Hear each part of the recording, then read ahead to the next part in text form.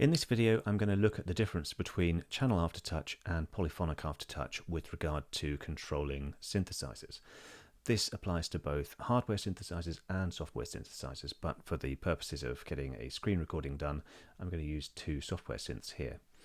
I've got the D-50 lined up here, which is closely modelled on the original D-50 hardware and supports only channel aftertouch, and Equator, which was built to support the Rolly C board, so it supports polyphonic aftertouch and MPE. Let's play a few notes on the D-50 with a keyboard that supports only channel aftertouch.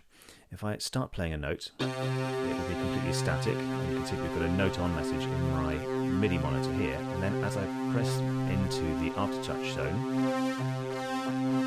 you can see it registering the degree of pressure and the sound responds. Let's do the same with Equator. We can measure the aftertouch using this curve here, and you can see it responding. Now what I'm going to do is I'm going to mute Equator but keep it armed so that we can see the aftertouch happening, but play the D-50. And